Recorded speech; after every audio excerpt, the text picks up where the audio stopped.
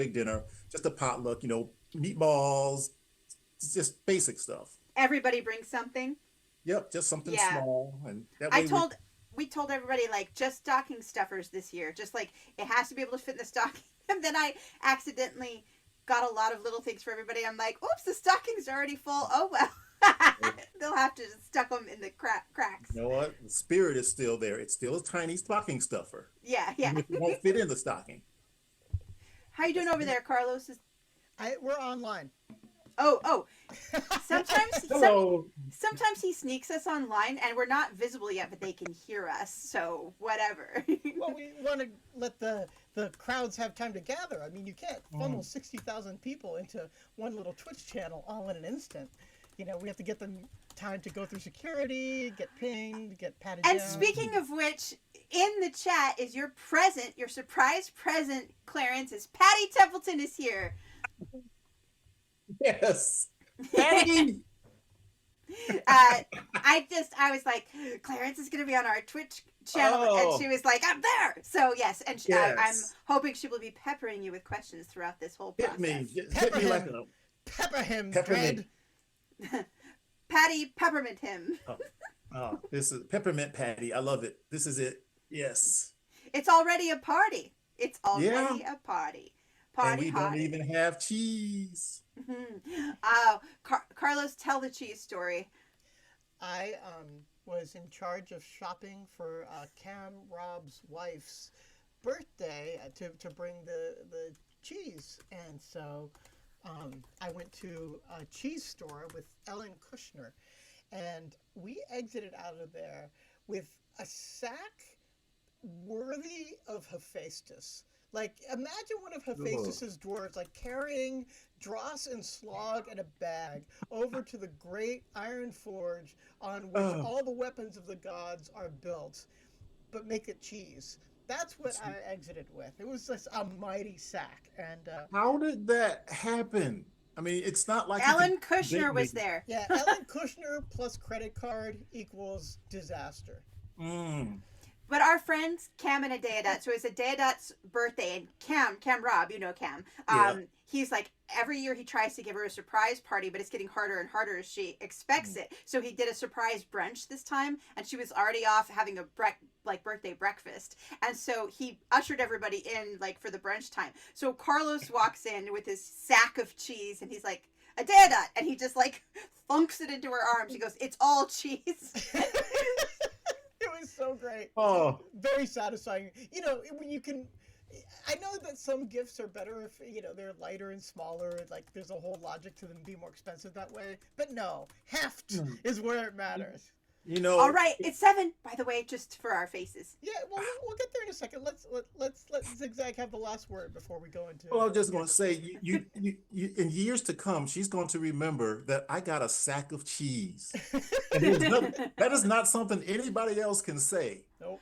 Oh, and I got this text where Carlos is like, I just spent X amount of money at the cheese store, and half of it's for you. So now imagine the sack of cheese is what he gave Adeodat, and the other half is in our fridge. And it was all sheep and goat cheeses, since I am a lactose intolerant, and sheep and goat cheeses are a little bit easier. Although I'm not eating much cheese, but I definitely have had, he got this like gorgeous sheep's blue cheese that was, and this goat Gouda that was out of this world, and the goat brie was really good. And you can't let it go to waste. I mean, it's got to be eaten. It must needs be eaten. It is. I'm gonna sexually fade us in here. Here we go. Sexy There's fade. a little tease. Oh, I should have put Zig Zag first. All right. Well, he'll We're be the having big reveal. so many. Here it comes. Let me entertain you. We've got so many new people in the chat today, like kind of old friends from around the internet. And there's Catherine, and there's Shauna, who we wrote the Fox Girl song cycle for. Oh, hello, and Shauna. I know, it's so exciting. Hello, internet. This is cool. Yes, oh, Zig is so. Soon we will be here. Oh, maybe I should. Are we up already? Because I should probably. I have to refresh it. Never. Oh, there we are. Aren't we pretty? Yes. Okay. Ziggy's pretty, in fact. There we go. Ziggy's All right. The prettiest.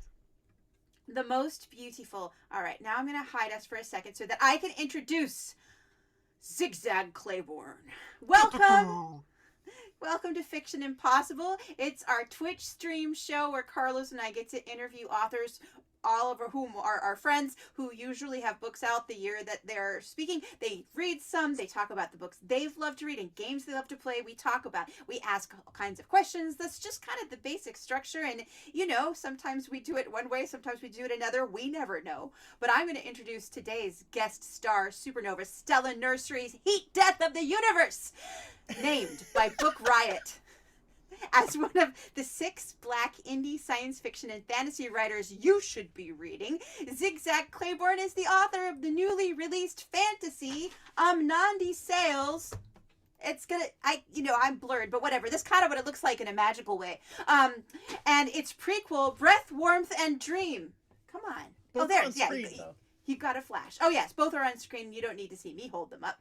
Other novels include The Brothers Jetstream, Leviathan, Afro Puffs Are the Antennae of the Universe, and By All Our Violent Guides. His stories and essays have appeared in the Magazine of Fantasy and Science Fiction, Apex, Realm, formerly Serial Box, Galaxy's Edge, Strange Horizons, the year's best African speculative fiction, and numerous anthologies. Claybourne is a frequent speaker at libraries, conventions, and learning institutions, and you can find all of his stuff as ZZ Claybourne, Claybourne.com. Welcome, Zigzag. Welcome! Thank you. Zigster! Oh my Lord, you make me sound like a writer. Well, that's all you, baby. You wrote your own bio. One of the things that we like to do, though, besides just spilling all of the official bio out there, is tell little personal stories. So Claire and I wanted to tell a little bit about sort of like different encounters we've had Zigzag. One of my favorite things that I do at cons is leap into your arms. If you haven't met Mr. Claybourne here in person, he's 8'7", and I am 4'1". And so, like, what I do is I do my little halfling cannonball. I just go, I'll see him, like, across one of the bars or, you know, there in one of the convention center exhibit hall rooms. And I'll just go, and just hobbit my way toward him at the speed of a silver meteor and just, like, plunge myself into his arms. Always get caught. Never drop me once. Best catcher in SFF. Never will. As we grow older, we'll definitely need to purchase some exoskeletons to sort of brace ourselves against our own enthusiasm. All I need is an M80 up my butt in a dream. Hey, there we go. And then here's one of my favorites. I'm going to take my background off to show you. But when I was writing the second of the Saint Death books, Clarence commissioned a friend of his to make Stripes the Undead Flying Tiger rug for me, and I love it. And then I also have several of his letters just taped to my wall that I read while I'm writing. So it's just, he's so precious to us. Now since I don't have a background, I'm just going to show you how beautiful they are in person, not just images. There they are. They're so just lovely. Ooh. So beautiful. Yes. All right. I will stop playing now. And then I'll put my background. You don't need to see my bedroom. Not really. I mean, you can if you want, but Carlos sees it all the time. I love it. So, and then that Snow Moon Prism says that they just purchased these 2 books. They sound amazing based on their summaries. So, yay! Book sales. Oh, yeah. And requested their library carry them too. Woohoo! Oh. May they go far and wide. Well, Zigzag, my beauty, would you like to start with first perhaps giving a little idea of what the Kumalo trilogy is, and then reading from book 2, Amnandi Sails? I would love to. So the Kumalo trilogy, it started out as a short story on Giganotosaurus. I wanted to do a fantasy because I haven't done that yet. I've done science fiction and literary, and I wanted to do a quiet fantasy, not quite cozy, but something that kind of harkened back to the Brothers Grimm, where there's the fantasy, but there's also that little undercurrent of danger all the time. And I came up with an idea of a mother and daughter witch traveling in kind of sideways Earth. Say they're in maybe like early 17th, 18th century, our time. And they're just, I mean, the whole gist of it was that they're just traveling. They're witches and they're traveling. But since you're a witch, and one of the rules of witchery is that you do not let an innocent come to harm. So they're always getting into stuff, which the mother really is like, I really truly don't wanna. I'm trying to sightsee with my daughter. I got no time for foolishness. And the daughter's just like, show me everything. Show me the foolishness. Show me the danger. She's not, and the first book is just the two of them. Can I tell the nickname of the daughter? Yes. She's called the Beast of the World. Love it. Yes. And she has, by the time we get to book 2, you see that she's kind of earned that nickname. I mean, she's not a terror, but there are things about her that even her mother hasn't quite fathomed yet. But these two are like two of the most respected witches in the world, and they're traveling. But of course, in any world, no matter how accepted you are, there will be those who don't. And that's where the tension comes in the first book. Second book, not so much, because by then Amnandi is 17. She's actually traveling on her own with friends and found family. So that's the gist. It's just they're quaint fantasy books. The danger's there, and the magic's there. I mean, they do really cool things, but it's about the two of them and the world that they are not so much living in, but the world that they are creating for themselves to live in. Yeah. And then what makes this speculative? Like, for those of them who like the juicy bits, and just depending on... Because obviously witches are real. Right. Witches are real. The first book we've got a, well, he's not quite a goblin, but we've got a beast, we've got a shade, and we've got a kind of sketchy wizard. Oh, Twatswaddle, you mean? Twatswaddle. Yes. Yes. Twatswaddle. And second book, the first book's kind of like a Western in a way. You know, she rides into town. She just wants to be left alone. She's basically, the witch with no name. The next book it's called Amnandi Sails, and that's exactly what it is. Amnandi is sailing, so it's almost like one of those old school Sinbad adventures. Yeah, like an Odyssey. Yes, where all kinds of stuff just happens. But again, the focus of the book isn't on the stuff that's happening. It's on the people. How are they reacting to it mainly? Sure. Yeah, like a picaresque, You have these Yes. episodic adventures and learn stuff along the way, maybe gather some treasure, all that kind of Yeah, stuff. which is not to say that they don't encounter giants and whatnot, because if it's an adventure at sea, you're going to encounter a giant on an island at some point. But this time the giant just happens to be, traveling with them.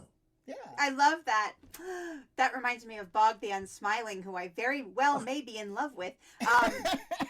I just may. I don't know. I at least in the first book, I'm thinking Ayanda is thinking about it. I have to finish reading it and then I'll know for sure. But there's certainly a shimmering in the air between them. I don't know if it's just because he's got such a gravitas about him that he bends light or something, and she's like a source of light. I don't know. It's really cool. Whatever is there, if it's friendship or found family or alliance, it's freaking hot. I love Bog because, Bog's like, if Conan actually had some sense, if Conan was became a barbarian because of trauma. Right. And learned that, that pockets have value instead of wearing a loincloth. Bog has basically, he's wearing cargo pants. So he's got pockets all over the place. And shin guards. And shin guards, because snakes bite. Yeah. Bog is very sensible. He's not out there just swinging a sword and squeezing people's necks with his pecs. He's out there. He is out there adventuring with purpose. Squeezing necks with my mighty pecs. I feel like I should demonstrate. Yeah, Carlos will practice that later. Okay. Before we get to the reading, one of the things it's going to take me a minute to get that out of my mind, Carlos. Yeah. I can put it right back there. See, I'm doing it again. There. Yeah. I love that you're wearing. It's the best is that you're wearing your Alan Turing shirt. Oh, yeah, I do. Alan Turing getting mutilated. I'm just like, hello, I'm Alan Turing. Also, I'm Carlos's pecs. Oh, this has just reached a whole different level, and I'm here for it. I know. Yeah. We're just celebrating the return of your face camera, Ziggy. Like we've just Yeah. wanted to like hang out with you for so long. I know this stupid technology is like every laptop I get, and I barely use the camera feature at all, but every laptop I get, the camera goes out. So hopefully this It's will your last us for this session. it's your radiance. It just burns the Oh, lenses out. uh, So before we get to the actual reading, I wanted to ask, Ziggy, do you do your own covers? no, I get my covers done by Jesse Hayes, and Ah, he and I started collaborating on books and stories and covers with Afro Puffs, nice. Yeah. and he is phenomenal. So Let me basically, all I have to do is tell him this is the idea for the book, and Jesse's like off to the races. Okay, here's a cover, done. I mean, they look so beautiful. They're giving me like an Octavia Butler vibe, like for some of the covers that I've seen for her. I really like it. Yeah, So. I mean, I've got. Let's see if it could get this in camera really good. I mean, Oh, so this beautiful. Oh yeah. this just. I mean, it captured everything there was about the story, and that's very rare. I mean, I know I'm the writer, so there are things I see that somebody looking at it wouldn't see. But when I look at this, I see the whole story right here, and I'm hoping that as you read it, you kind of will stop and look at the cover and see, oh, okay, I see stuff there too now. The nacreous quality of like the like dawn on the ocean and the mythic quality of just the colors and it's such a compliment to the design of book one, but it is also an entirely its own thing. I love that book one. Nope, I have my background on again. Anyway, they're right there on the on our chat thing. Book one, the mother and daughter are dancing, and book two, like she's with back to back with her friends on the ocean. I just think it's the coolest. They're Yeah. so beautiful. I love it. And I've already gotten an idea for book three for the cover. So that will, I mean, not a spoiler here, but that will feature Bog. Yay! Yeah. Oh, Yes. the Dread Templeton asks you regarding the covers. Does the artist read the book and vibe off it, or just get a summary and key points from you to create the art? Both. Depends on how much time he has. Usually he reads it. Like Afro Puffs, he read it and he's like, this has got to be the cover. Breath, Wump, and Dream, he read it. And again, he nailed the cover. Amnandi Sails was more, I sent him an idea that I had, which was like, my chicken scratch art. And then we kind of made it look like something. And then once he just was off to the races and did that, I'm like, done. No notes. This is Yeah. it. The Carlos has done that chicken scratch. Like he's like, this is the outline, and then he's given it over to an artist, and then they transform it. It's amazing, but the artists always seem to be very grateful to have had a chicken scratch thing to work off of to begin with. It helps a lot. I mean, even though 9 times out of 10 the chicken scratch does not translate to the final, Right. but it's better for them to have something instead of just like, well, here's the writer like, give me beauty. Yeah. Little broad, dude, little broad. Yeah. Well, without any more ado, several more people have joined the chat. One was worried that he'd come late to the party and missed your reading, and we were like, no, we're just chatting. No. So you're going to be reading, I believe, from book two, Amnandi Sails, which, according to one of the reviewers on Amazon, said that it works as well as a standalone as a sequel, partly because it's years after the first book, right? Yep. And a total different, almost a different subgenre, like versus like Western versus like Sinbad. Yeah. So if you want to bring us to speed on where you're going to start from, and then go for it. 10 minutes of Yes. glory. So, all right, let's put on my Captain Kirk glasses. Yes. Nobody needs to shout for Khan. Engage. Oh wait, wrong Star Trek. Oh yeah. No. All right, so we're gonna the basic premise is Amnandi is 17 now. She's traveling on the ship with Captain Ma Pena-sama, who did appear in the first book in a very small world. Here she's front and center. This is almost Ma's book, but they've encountered a mystery at sea. Raven feathers have floated to the top of the sea and surrounded the ship. And they're trying to figure out what in the world is going on. So at this point, they run into the merfolk, who have also been notified that there's something going on in the world that has not happened before. So we begin. And forgive me for not looking at the camera too much, but my eyes are not what they are, so I kind of have to peer straight at the book. Darkness slid into the spaces left by the crew's departure. In quick time, only 2 bodies and a few safety lanterns remained, with those lanterns spaced so widely as to be lonely little stars, still dimmed to their lowest setting. Mm. The slow, laboriously hard slap of the Mur's appendages grew louder. Mob peered over the side again. You afraid? She said, offhand to Amnandi. It's been my experience to fear only that which clearly intends me harm. Hmm. Your brain will feel its voice. It'll hurt. It's teaching you to mimic it. Patterns, I was told, stimulating the lightning in us. Won't hurt long, but you'll know you've been through it by the end. Hmm. Most of my crew ain't ready. Slap. Then silence as it pulled. Slap. Warbles issued from below decks. In order to not go too brain crazy from the MERS communication, they have to sing. So cool. that's something that, from old tales that we always get, that the crew must sing. First several songs, then haltingly merging into one, the mangiest choir a sea had yet heard. I know to whom my heart is bound. Amnandi and Mob waited. Slap. You ready? Amnandi nodded. The tip of the appendage affixed tightly to the rail, the second even more so. Then, with quivering effort, the Mur slid its long body onto the deck, where it lay half-coiled for long moments, doing nothing but moving its head against the length of itself, applying mucus over jagged gill slits. No one in Amnandi's family had ever seen a Mur. She'd know if they had. Its worm-like head raised, followed by half its body. And even at this, it was taller than Amnandi. Its arm appendages hung limply. The odd-smelling body caught what little illumination there was and turned light into multicolored bursts against a sky of glittering skin. Hmm. The mucus gave hints of kelp and fruit to Amnandi, Ha. nearly a molasses. The Mur's body tapered to twin flattened whips that looked long enough to wrap around Amnandi, and perhaps Amnandi noted how the whips stabilized the stiffening torso, even lift her. It prepares to speak, said Mob. Amnandi drew a cleansing breath.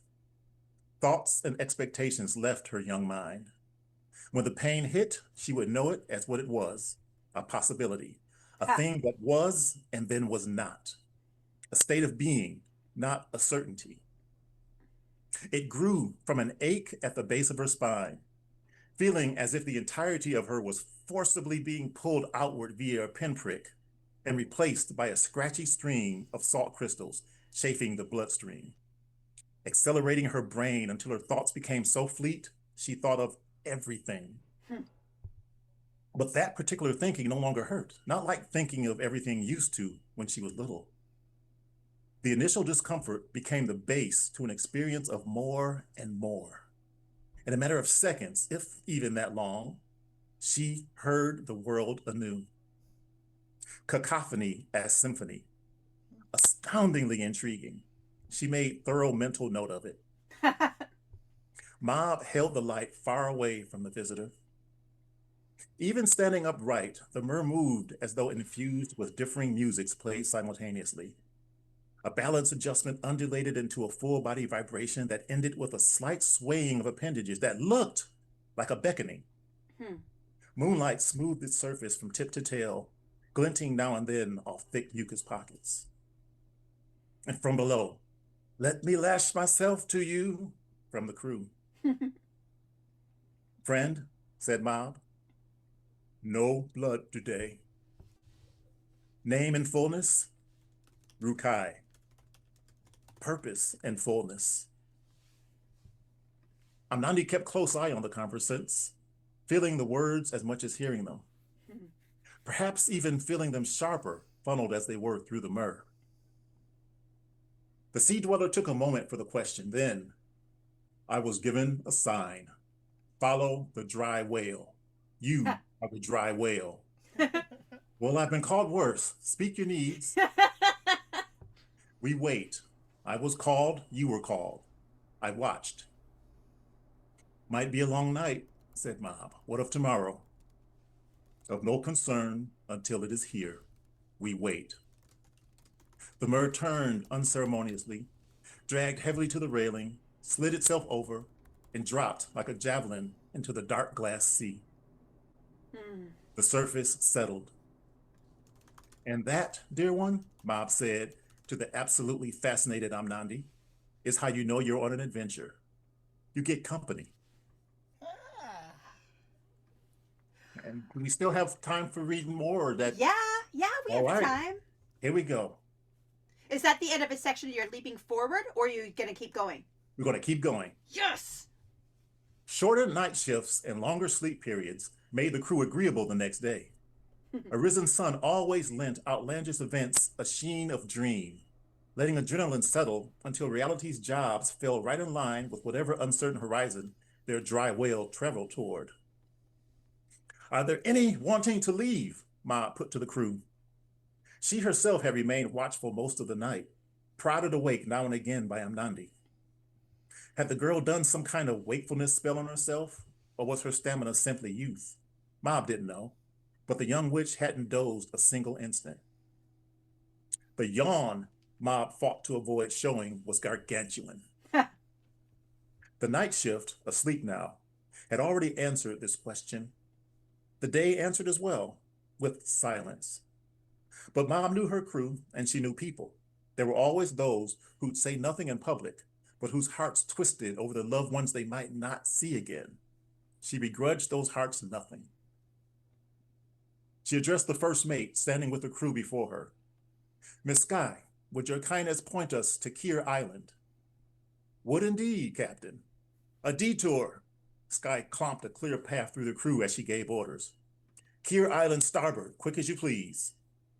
Her navigator and helm were already consulting maps and calculating degrees. Trim teams raced for fabric.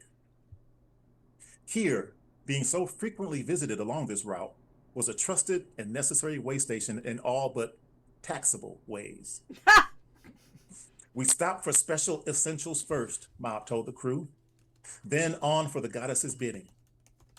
Special essentials was well-established Mob code for remain ashore if you wish, will return provided the Bane yet sails. Passage elsewhere, in the meantime, could definitely be brokered with one of various ships docked for supplies, pleasure, or both. No guarantee any one of those ships wouldn't be God-erranded itself. The crew knew this. The gears of the sea were practically primed with quests. The captain's sister-in-law sidled up to her as bodies dispersed. A word privately, Captain. Mob narrowed her eyes toward Amnandi's. Amnandi received the message and wobbled off to her berth. Privacy and formality meant Lena wanted to speak as family, not crew. Mob led the way to her captain's quarters, cluttered with maps, trinkets, and more books than anyone needed to own. Once inside, Mom said, my attention's a waning, precious thing. I ask because you know it must be asked, Lena said. Shall we heed every call of the gods, one so vague as this? Feathers? My ship has never turned from a quest. Lena sat with a sharp sigh on a brocaded cushion. When have the gods ever made their intentions clear, sister, said Mom. I submit that they cannot. They attempt to communicate with us as we do dogs. By now, said Lena, they should know our ways and our tongues. She followed Mob's wanderings about the quarters. They likely do, said Mob. She shoved a bound map back into its tube. But each time I've read to a dog, it only feigned interest. I said, treat hurt. Our treats have kept us afloat, kept you in fine ingredients. Have you not come to trust me? I do, but I worry, she said. We all worry. Such compassion is the only reason I don't daily throw you off the ship. Mob accepted Lena's scowl as the russet freckled woman's version of a smile. Can we not say no at least once? Said Lena. We are tired. Lovers wait. Home beckons. Mob thought, I am tired. I have no lover. The bane is my home. I've no interest in a stay on Kier Island, her sister-in-law continued. I'm with you till we get home.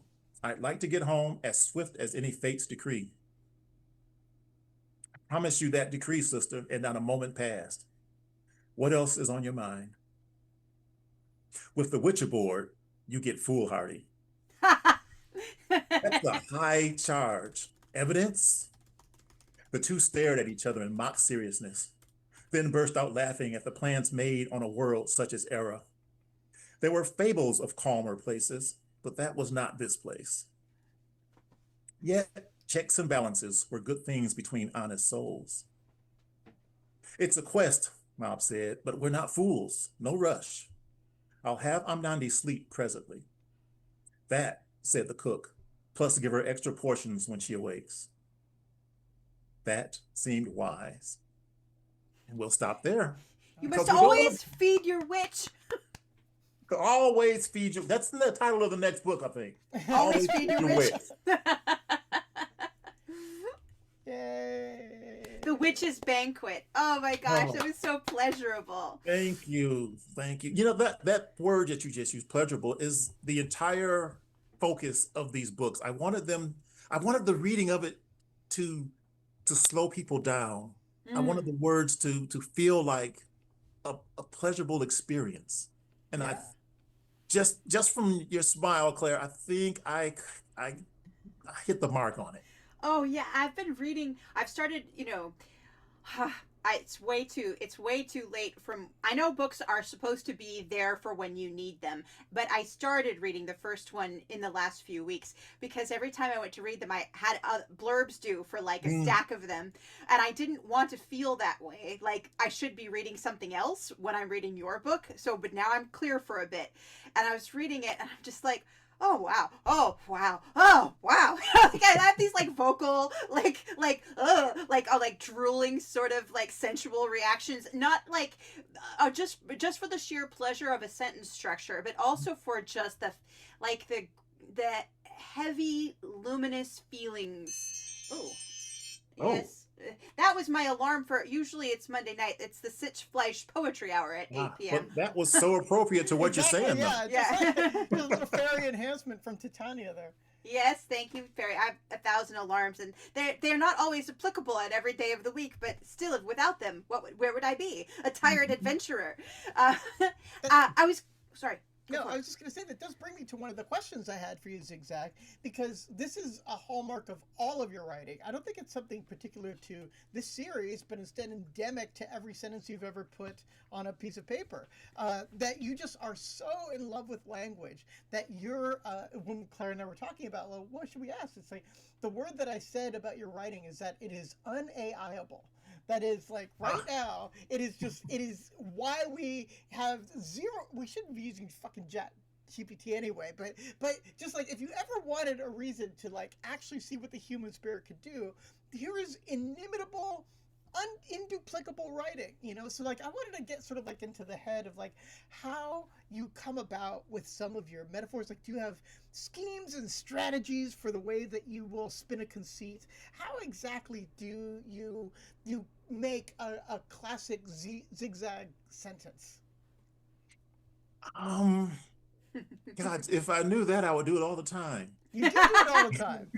You do it all the time. No, I think one of the things that I like to do as I'm writing, and I'm an old school writer where I do pen to paper or pen to paper first. I need that tactile sense because I have to feel what I'm writing. Yeah. Before plot, before anything, even before title, I have to feel the story, or I don't write the story. And I mean, this might be a little woo-woo, but it's like I feel the soul of the story and proceed from there. Yeah. So every sentence has got to proceed from there as well. Even if it's something funny, if it's goofy, whatever it is, it has to have a bit of the story soul in it. I don't let my characters or the prose phone it in, No. because that, that's too easy to do. I mean, it's a trap. So I think I answered it, maybe, possibly. You Do absolutely you did, yeah. do you carry your writing space, both mental and physical, with you? In that, like, do you have it? Can it be any notebook and any pen and any time, or is it such and such a notebook and this pen at this time at this hour, and and it's your sacred time and space, or like, is it like, standing in line at the grocery store is my sacred space, or like writing between work hours? Like, some people do it differently. So how do you do it day in the life of? I snatch it away from all the muck of the world. It's like, I don't have set hours to write because my job is really scattered. So I might be on call for whatever. So, but there's one time that is sacrosanct. That's like, there are no interruptions. There are no phone calls. That's when I'm taking a bath. Hmm. I write while I'm in the tub. There's no way I can be disturbed in there. I don't care what's happening. So that is the closest I have to, this is just a sacred writing space. Do you But have a tub desk, like something nope. that goes over? Oh, you just like on your Oh, so you knees? just live on the Yeah. edge. I'm on the. I've never dropped the notebook. Okay. Never dropped the notebook. Plus the notebooks are usually no bigger than, like, they're a small size, like, tiny little notebook. So, and I've got relatively big hands, so I can hold it easily as I'm Yeah. writing. Oh, good. But it just, I yes. I was just saying, I just backed a Kickstarter that is a part of it was a kind of a journal, and all today I haven't gotten the backer stuff yet, but today I was like, the journal's got to go to somebody really awesome, and it's like about the right size for you. It's like, do you know the grandiloquent word of the day people? Yes. It's those people, so it'd be a grandiloquent notebook. But I don't know. It depends. Like, I don't like to write in notebooks with lines in them. I am definitely a blank notebook person. Oh, Are you a lined person or a I'm a line blank person. Okay, good. I think this is it's going to give you lines, which means I can't Okay. use it. But this means And if it'll it's have some weird words in it for you. and if it's narrow ruled, even better. Yeah, I do. Ooh. I do, like, if I'm going to write in a line notebook, I like the college ruled spirals myself. Yes. Yes. Did you call But it I don't have a drill spiral particular or roll notebook that I spiral? use. When I'm doing the tub writing, all my notebooks are about that same size, so I don't have particular notebooks. I do have a particular pen. Like, when I Ooh. start a story, I have to finish it with that pen, Oh. always. So, What if Is the it pen dies? I just refill that sucker. Ah, Yes, okay. some of us Yeah. use fountain pens, Carlos. The fountains, or An like ancient the and one I'm using primitive now, is not a technology. fountain, Do but you have a it's refillable rollerball too? hmm Yeah, I love those. So that's the one that I started with Amnandi, no, not Amnandi Sails, but the new book, the third book, which nobody here knows the title of that one yet, but I'll I tell you was before gonna this is done. Oh wait, okay. So I was gonna ask if you had a working title, but you can't tell us. I will skip I that can question. tell you. Oh, I can okay. definitely tell you. Oh. It's the third book. Yeah. It's called Kumalo Tales, Tales. Yes. And Kumalo. that will be the definitive ending of the trilogy. There won't be any of this. Well, it was a trilogy, but I've got 4 more books to put into it. No, 3 books and we're done. Fabulous. One of my questions was, do you see yourself sometime in the future doing small short stories, since it started as a short story, spin-offs in that world or among those characters, or you're like, I am giving my gift and that is all? I actually think I might do some short stories with some of the peripheral characters. As I've been writing these 2 books, some of them whispered to me like, "Hey, it would be kind of cool if I did this. Why don't you let me do this?" So I'm thinking there is a distinct possibility, but I've been saying that about the Jetstream characters too, that there's going to be a short story collection featuring Jetstream characters, because who doesn't want to find out what Bubba Foon did after he wrote Leviathan? Right. Well, or your collection could be a mix of Kumalo short stories and Jetstream short stories, and then it'd be just a slightly bigger collection. None of us are going to object. And I actually had an idea to bring the Jetstreams into the Kamalo world, We want because that. I love just seeing what will happen. And for those who don't know about the Brothers Jetstream, that's this like really outlandish Buckaroo Banzai-ish Marvel movie extravaganza set of novels. And the only reason that I can say I want to bring them into the same world is because everything mushes together. I just haven't figured out a way to mush these two together. You know, Martha Wells, when she wrote a series of kind of sword and sorcery novels for Blackgate magazine when it was a print, with these two characters that are adorable, and then she wrote the series like the Necromancer book and the Element of Fire books. They're sort of like take place in a magical world very close to Earth. Like the Element of Fire was like our Renaissance Elizabethan, and then something of a Death of a Necromancer was like their gas lamp kind of age, their world of Victorian. And then she wrote a trilogy where those two worlds that are distinct worlds, but there's like a rift and some come through to the other. And suddenly like these characters that she's been working with for this is before she wrote the Roxura books and before Murderbot.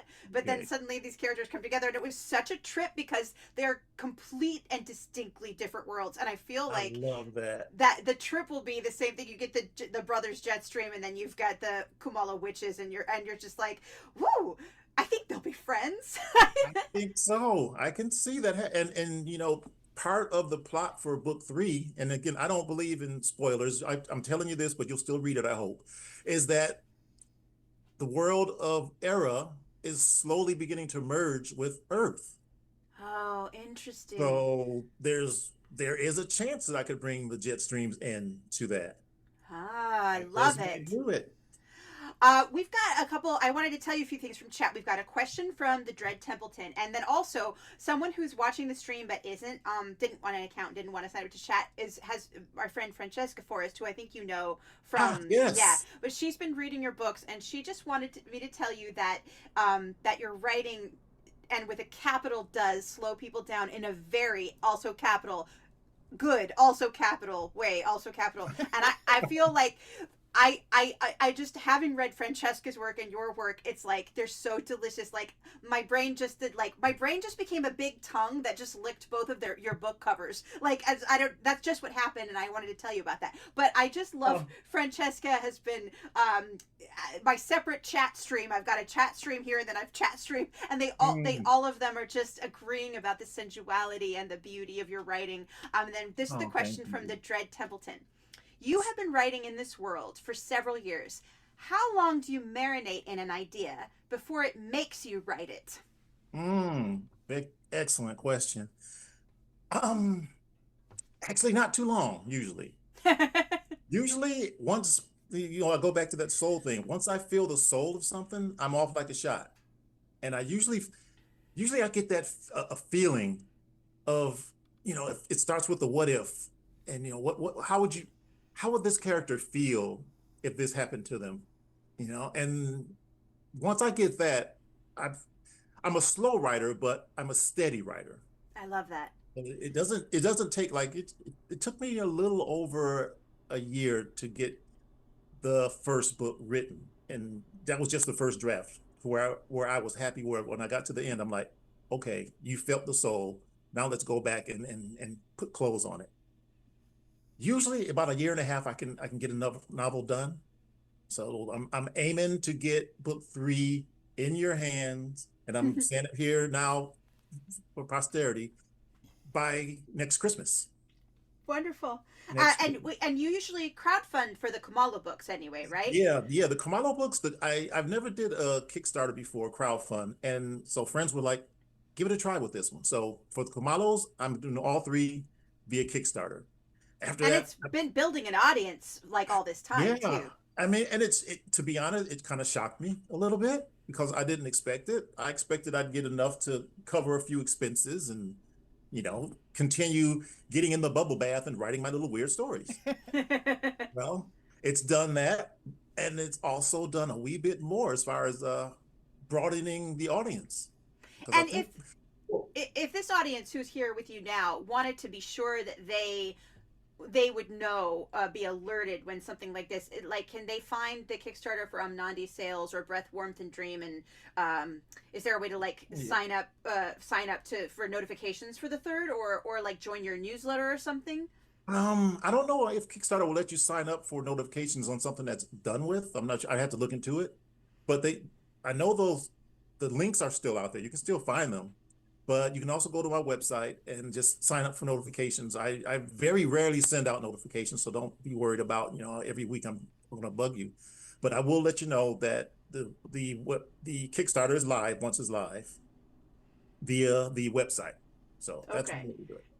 Titleist Rex, who is our buddy, you've met. He's another writer. I don't know if people have handles, if I should actually say their real names or not. So anyway, Titleist Rex, you know him, but he's in Hawaii now streaming in. But he said, "We got you. Get in the bath," which I think is a great.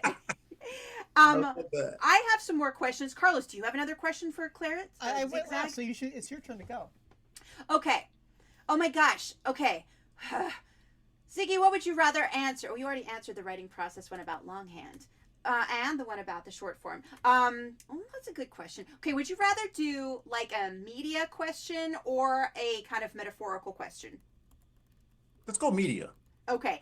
This would make such an excellent TV series. Do you have favorite actors for some of the roles, or a favorite director? You'd be like, this person, direct it. This is no one else. Well, I've gone on record saying Guillermo del Toro can direct anything I ever write if he desires. I love what he does. So if he want, he would be perfect for either Jetstream's universe or Kamalo. He can do either one. I think I like him better for Kumalo. I mean, like Jetstreams he can do, but sometimes he, like you, will slow a watcher down because there's so much beauty to look at. And I don't know. I feel like, so I think Jetstreams needs somebody who is like a quick edit, that sort of thing. But actor-wise, that's a tougher question because there's so many wonderful people up there. I mean, Keith David can do anything. Lakeith Stanfield can do anything that I write. Michaela, I think I'm pronouncing her name wrong, but Michaela Cole from across the pond, she would be excellent as Kamalo. I have to look her up. Yeah, unfortunately, I don't know a lot of actors. We just saw the Murderbot series, and the lead there, the woman lead who was playing. She beautiful. Yeah, she would be a really good one too. I was thinking. The captain in Murderbot. Yeah, the captain. She would be outstanding. She's got such a face that is so sympathetic. Like all of these like just compassionate eyes, and that like you could feel everything washing through her. Mm-hmm.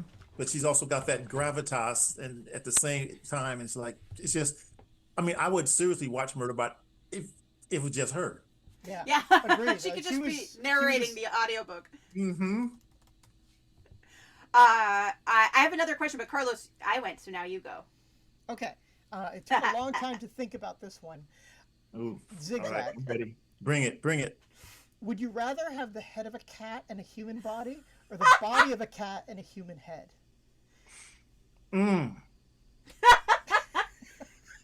That's freaking ridiculous. Okay, so I think I would rather have the body of a cat and a human head. I knew you were going to say Only because the first time I saw The Fly way back in the day, I thought that effect was so cool when he would have the fly body and the dude's head. Saying, Now, I have beef with cats though, so I really don't want either. Oh, I see. Yeah, me and cats don't get along. You're a dog person, I don't know. eh? I used to be. When I was a kid, I had dogs, but for some reason, cats and we have instant beef. It's like they see me, they break out their little switchblade, I break out mine, we start doing the when you're a jet all the way. Yeah, every cat I know, that's basically how our relationship goes. All right, so let me switch the question up a little bit. So pick your own animal. You have the body of the animal and your head on top of it. What animal would you pick? Okay, heads on top, body of a Komodo dragon. Ooh. Yeah. Filthy. I'm just like, you're a basic basilisk. Exactly. Okay, I'll save one of my fun, like, stupid questions for later because we have another great Dread Templeton question. Yes. What is your favorite type of conflict to write and why? And what kinds of conflict can be on the page that don't stem from violence? I love the conflict of a character not wanting to do what they're supposed to do. And that can be, and there's very little actual violence in either of these fantasies here. And when there is, it's almost downplayed because I didn't want that to become a focus. But I love it when there's that internal conflict of like, I know what I'm supposed to do. I know what my obligations are. Do I really want to do it? And if I do, does that compound what I have to do next? That because I don't like the trope of the chosen one. That to me, and because the chosen one never truly has any internal conflict beyond, should I look into the sun this way or that way as the wind blows my hair? I don't care about that. No, I want to know, am I still me if I do this thing? And that's my favorite conflict for characters to go Am through. I still me if I do this thing? Good. Can I still look at myself in the mirror? I love it. Dread says, I am obsessed with finding tension as conflict and different tension points. That's why I love these books so hard. Oh, Patty, you are my sister love. Thank you. I had two funny questions, and I think of the two, I'm just going to ask one. And that is, if you were to cook dinner for Ayanda, Amnandi, and Bog, what would you make them? They would get barbecued ribs and sweet potato pie. And that's it. There's no vegetables anywhere. It's going to be ribs and sweet potato pie. Because I know Bog would appreciate the ribs. And Mother Kamalo basically is very curious about all kinds of foods. I mean, food plays a big part in these books. They're eating, and Amnandi's a sweet tooth. So yeah, that would be it. Love it. And when you make ribs, because we've had them, I remember they had like a sweet glaze on them too. So you go for a sweet rib, right? Mm-hmm. Oh yeah. We now we have to go back to Michigan and eat his ribs again. Yeah. Yes, you do. Yes, we do.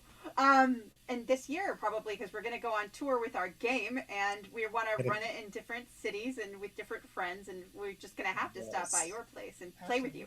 Yeah. Tell everybody what the game is. I mean, I know they know, but I want to hear it anyway. Oh, well, my friends, you probably already know since you know us, but Carlos and I, we've been working on a game for many years, and this is the year it came out from Outland Entertainment. It's called Negocios Infernales, and the tagline is, Carlos? The Spanish Inquisition interrupted by aliens.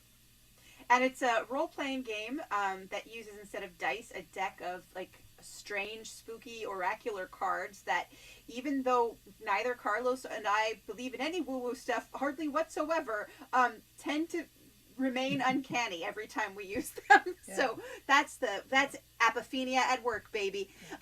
It's good design. Yeah, and it is a wonderful game. I got to test play it at ReaderCon. Yeah, ReaderCon.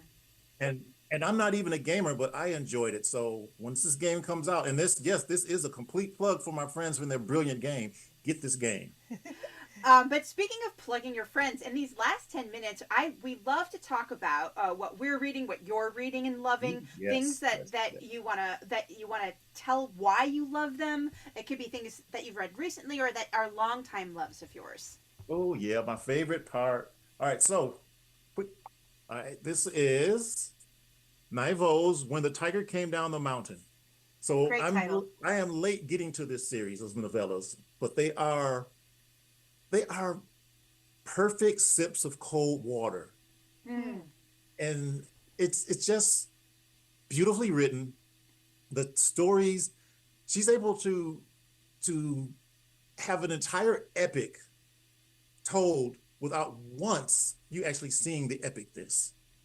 Everything is in the background, but as you read it, you feel everything. And look, I mean, it's a novella, but it has the scope of a 400-page book.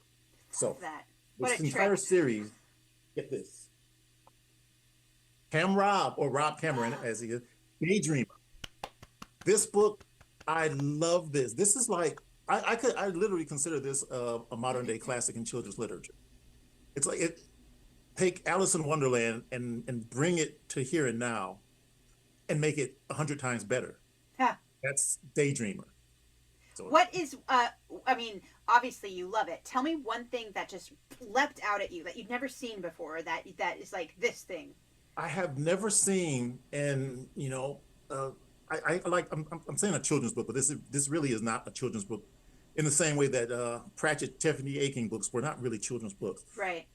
But the sheer amount of poetic language in this book does not say to children, you can't handle poetry inside your prose. This book exults in it. Hmm.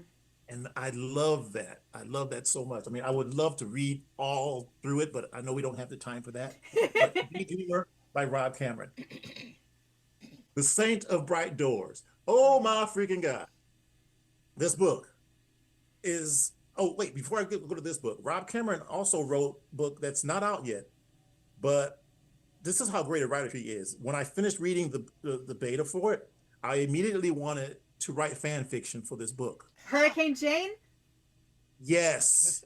Hurricane Jane. Yes. I'm so excited for it. As soon as I finished it, I'm like, oh my, can I cuss?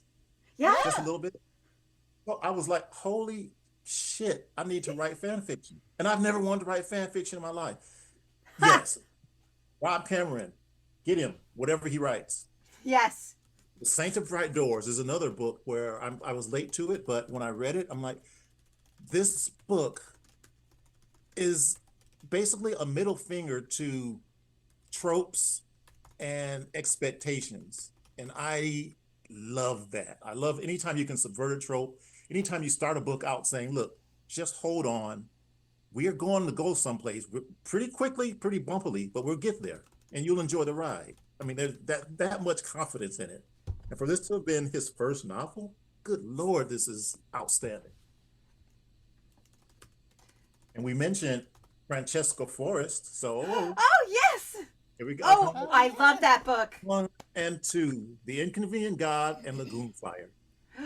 So I love Lagoon Fire. Oh. I love both of these. You know what? The premise alone is worth the price of admission. I mean, it's basically not, it's turning the God tropes on their head. It's not what the gods have done to us, but what is it we're doing to the gods? And I love that question. It's just like, yeah. And again, quietly done, beautifully written, poetic. And when you finish it, you feel as if you have enjoyed something. I think that's the only word I can come up with. You've enjoyed with something. And lastly, I've got Francesca on the chat here. Oh my God, was not expecting this. Dying. So you've just made her night. Oh, resurrect Carlos. yourself, because you know what? They are standalones, but they work perfectly together, one after the other, and I'm hoping there's going to be a third. Everything by her. Oh my gosh. You've not read book. Pen Pal by her yet, have you? Not yet. I will send it to you. Okay. And lastly, you know this one. Oh! You know this one. You know. What can I say about this? And I'm not saying this because I'm a little bug as in the beginning of it. I'm saying I have always enthused about your writing since the very first. I think Bone Swans was my first exposure to your writing. And I'm like, again, the poetry, but not just the poetry, but the virtuoso mixing of ingredients, not just the words, but the ingredients I mean, I hate to use something cliche, but it's a meal. Everything you write is a full-fledged meal. Hell yeah. And this is no exception. Oh, I can't wait for the third book. I've been enjoying our words I like. Clarence, Zig Zag, and I, in the mornings when we're writing at the same time, sometimes text each other words I like today, which you started. And I love every time you send me that something. helps keep me going so much. I mean, whenever I see those, and sometimes it's a full paragraph, people, sometimes it's just a little snippet, but it's just words that we like. It could be nonsense stuff. It could be something that we won't even use later, we know, but it's words I like today. Yeah. And that I got to tell you, Claire, that really fuels me when you send that through. I'll remember to do more of it, because we got to keep doing the work, and this for me, book 3, and I hope for you, book 3 too. I think you were always on this page from the beginning of your trilogy, but my trilogy, I was going through such a late 20s, early 30s thing when I started, and then a mid 30s thing and then a 40s thing. But now, like, I'm finally at a space where, like, book 3, it will only be pleasure and no anguish. Like, I am so tired of all of my former self, like all of my younger selves. Like, I think it was grand that she had to do that writerly thing of, like, Oh, yeah. like, it's hilarious now looking back on it. But I have no more time for that. I only want to pleasure myself. And there's a lot of grace in finally getting to that point, because it took me a while too. I used to do the same thing where it's like, the Sturm und Drang, and but now, and I think I was helped to get here by another writer friend years and years ago. They told me something along the lines of, if you love what you do, it will love you back. Oh. And I've held that in my mind. It's like, I love writing. I love what I'm doing. And it loves me back in that it fuels me. It keeps me curious about things. It makes me want to be better at each book, but not at the expense of my own heart, not at the expense of, there's never that question of writers, imposter syndrome with me. I don't do that. I used to long ago. I stopped that a long time ago, because I'm like, I'm not trying to be anybody else. And so why am I still beating myself up for this? No, there's a lot of joy in what I do. It's not necessarily happiness, but I try to instill joy in what I'm doing, because otherwise, why am I doing it? And that is what Carlos, I think, is getting at with the unAIable. It's like, you're not trying to be anybody else. That is exactly what, like, LLMs can't do, because LLMs can only be like everybody else. That's all they are. I mean, I used to be into computer programming way back in college, and there's a part of computer programming is the if-then statement. If this variable meets this, then computer, you do this. That's all this so-called AI is right now. They haven't achieved AI. It's just an if-then statement on steroids. And that's not art. Art will never be that, because when I'm writing, there is no if-then. There is if, and then there is infinity. That's it. There's what if, and then there's infinity. That's it. That is all there is. Infinity. And then you get to dip into that and see where you go. But, it's not about, well, most people have written this scene this way, so I should do that as well. And these are the usual descriptors that go with that. No, AI can't give us that. I've said before on some of the socials that, when AI can produce, like, a work of the quality of maybe an Earth, Wind, and Fire song at the very least, then I'll consider it being creative. Until then, it's just a glorified copying machine. Well, as we are wrapping up tonight, Carlos, have you been reading anything or playing any game you're interested in, or like you've been looking at some books that you want to read in the new year? You want to talk about any of that? I mean, really what I've been doing is grading papers, and that's what I've been reading for like a month. So talk to me next month. I'll have a much better answer. Okay. Yes, we'll be back next month. I think we're having a group reading next month, in fact, although Carlos and I have to have a family meeting, which we haven't had in several months at this point, because semesters, and we've both been ill sometimes, but we're on the mend, both of us. So I've been reading Clarence, and I've been reading books to blurb, which has been very pleasurable. My latest blurb I wrote, let me just see if I can find who that was, because it's always great fun to oh, you know what, my friend wrote a chapbook. Let's see, Take Up Your Skin by the poet Jennifer Crow. So it's Jennifer Crow's poetry collection. So I'm just gonna read you the blurb that I wrote for this small, beautiful chapbook. At the banquet of Jennifer Crow's Take Up Your Skin, you will find many luminous and unlikely guests seated side by side. Lady Liberty, Mary Shelley, a human-skinned Selkie, a sacrificial summer king, and last but perhaps greatest, an old librarian feeding pepperoni to a back alley cat. Oh, hell yeah. A consummate hostess to her readers, Crow offers up oblations to our complex history, dark present, and uncertain future. Her incantatory verse, like a torch, like lightning, like pearls cast into the sea. So that's one of my blurbs. I usually have about 1 or 2 blurbs due a month, so I really have to focus to read for blurbs because it's not just pleasure, which is how I grew up reading, was just reading for fun. And every time I have to read even something that I normally would read for pleasure, I slow way down and my brain is like, but is this still fun? And I have to really work on it, to be fun. Oh, and I've read the new short story collection coming out from Mythic Delirium, who published my collection Bone Swans. And let me see if I can find that really quickly because I know we're about done. Harry, right? Yeah, Haralambie. Let's see. Mythic Delirium. Shoot. Somebody say something while I'm looking because it's really worth talking about, but I don't want to keep everybody too long. So in the chat, what has just throw out titles of books you've read that you have loved. Carlos, can you read that? Oh yeah, they're working on it. Yeah, no, I was just making sounds. People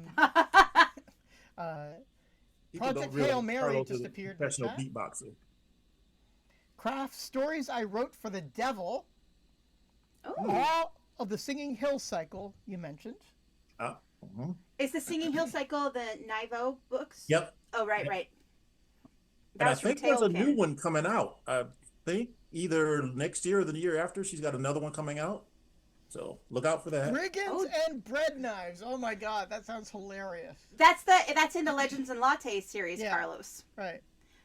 And then, That's No Moon Prison says, I was so good I called my father on the phone immediately after finishing it, bought him a copy and said, you're going to love this. It's so cozy. I found my blurb. So Haralambie Markov wrote a short story collection. It is horror, I would say. It's horror. It's that kind of horror I would put up in the same category as Cassandra Caw, where the sentence levels are so poetic, so sensual, so full of feeling, like they're so delicate and so emotional. So it's like, I can't possibly be reading horror and then you're covered with innards. It's like that kind of horror. So I will just read my little blurb. Haunted and horny. Melancholy and mysterious, Haralambie Markov's The Language of Knives and Other Bodily Ruins is occasionally like being flayed on the inside of your eyelids, but in a good way. So weird, so queer, so nauseating, and so, so beautiful. So I just want the world to look out for this collection if that's their jam, because it was like, I kept like, okay, I was like only going to read one story a night. It's about all my stomach could take. And then they'd be so good, I'd have to keep reading. And then I'd be like, by the third story, I'm like, no, I really got to stop now, even though I didn't want to. That's really funny. Haunted and Horniness sounds like a great 4th book for the Legends and Latte series. Yeah. Haunted, and there's a tiefling on the cover, right? A tiefling and like what are they called? Like what Laudna was in Campaign 3, like one of the undead characters. Yeah, I forget what they called it, but yeah, she's an undead character. Okay, we have kept you 5 minutes past the time we promised. Oh, Ziggy, sorry. I'm not sorry. I wanted to talk about books I love, but you were so wonderful, and thank you so much for being on Fiction Impossible. Thank you guys for inviting me. This was a lot of fun. Thank you. Another suggestion was River of Teeth was coming out in our chat. That's another recommendation for everybody. I love these titles. Thank you, everyone. Thanks so much, and have a good night. Good night, everybody. Good night. Good year. Happy Take holidays. care. Happy New Year.